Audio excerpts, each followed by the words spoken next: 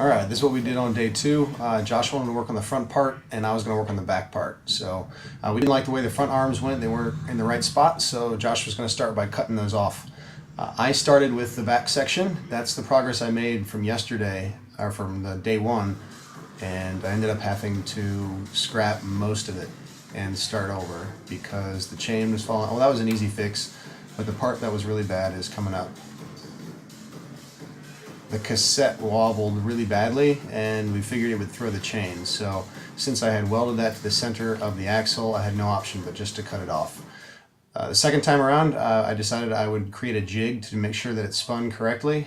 It took a lot of time to make that jig, and it turned out that I had to take it all apart and move it over so that the welding head would fit in right in there so I could make that weld. I think I show a picture of it, the finished one.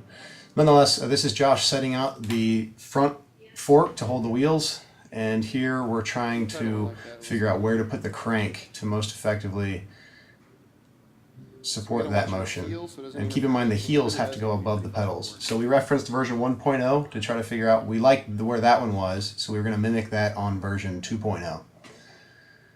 This time I wanted to make sure that I didn't get a wobble on the center sprocket. I learned from the cassette issue, so I made these collars that I was going to weld to the sprocket, and they could slide on and support the sprocket on the axle. However, when the sprocket cooled and it warped, the heat warped it, so it became garbage.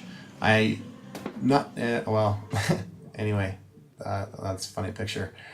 Anyway, here's Josh trying to figure out the front arms while I was figuring out how to make the crank better. And we were mimicking how it would look to go from the flying to the seated position. And that would be the seated position, and the supports that would hold the rider have to rotate relative to the front arms. So Josh put some bearings on what would eventually become the rider's support.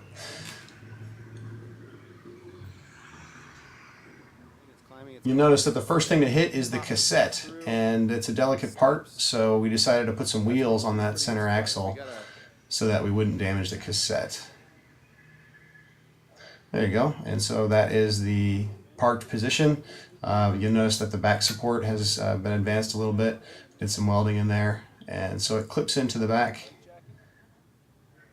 Is the idea. We're thinking like a life jacket type thing so that it would be comfortable and yet still secure. And then somehow we're going to have the crank have to snap those wheels up and back. It's hard to demonstrate that, but anyways, this is the progress for day 2, and we'll see how day 3 goes.